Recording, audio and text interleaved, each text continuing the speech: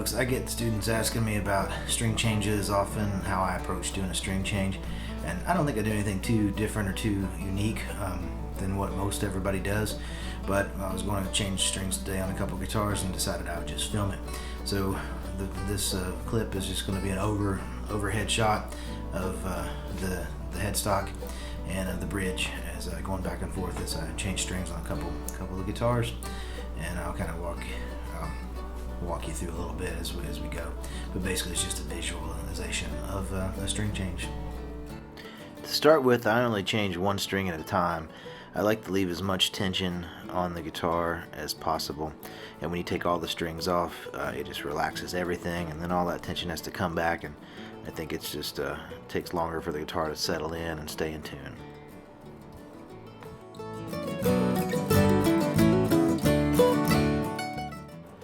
Before I drop the ball down into the bridge, I bend the string at a right angle, right there where the wraps end, and so when you drop it in, that allows the ball and the string as a whole to be more in place, and then the pin will just drop in right behind it, and you don't have to push, and it's not going to pull back on itself.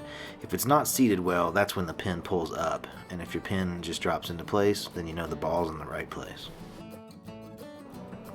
When it's time to load the new string and you're trying to get the length of the string right, I run the string through the hole in the post and then wrap it around clockwise once on the E, A, and D strings before I start to crank it down like you see here.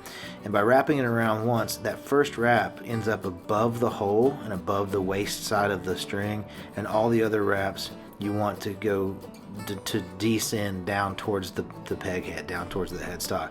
So the first one that you wrap yourself is the highest, and then after that they get lower and lower and lower, and that will keep things in tune and clean. And then you can just break the string off like this. You can always cut them too, but that string will break pretty easy at the post, and since it's sandwiched between the wraps, the one that's above and the 2 or 3 that are below, it holds it in place real nice.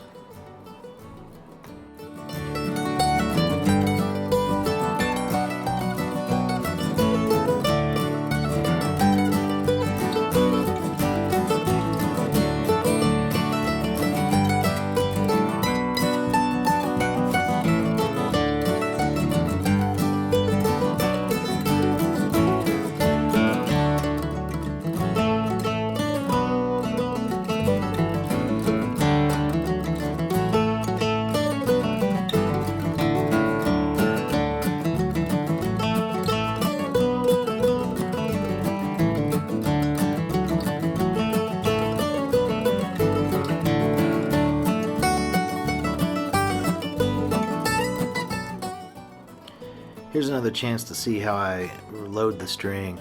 I'll run the string through the hole in the post and then wrap it around clockwise on the lower 3 strings, E, A, and D, so that the string is facing the right direction. And this is a way of sort of judging the length of the string that I need. If it's too easy to wrap around, then it'll actually be kind of hard to hold on to the string. It'll be sloppy and loose, and then you'll have too many wraps.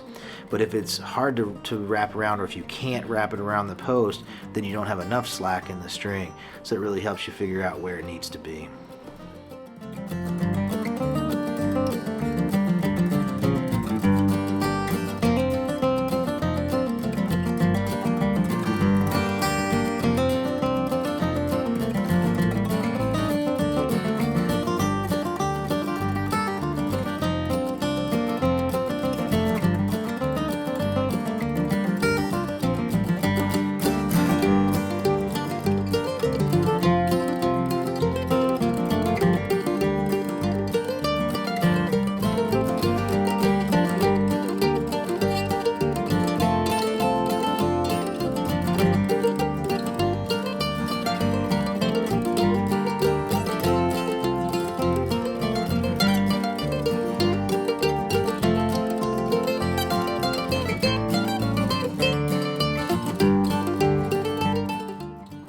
Notice that each time I do the string wrap, I'll take the waist side of the string, or the part that we're going to cut off, and just kind of bend it up.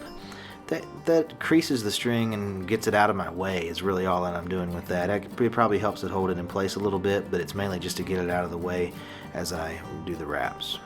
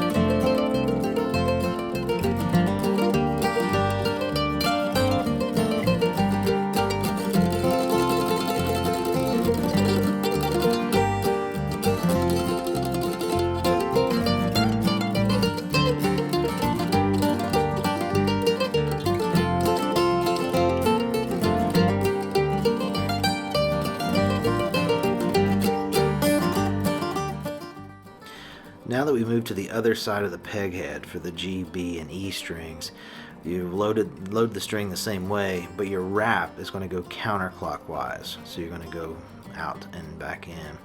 So counterclockwise for these 3 strings. Otherwise, everything's the same.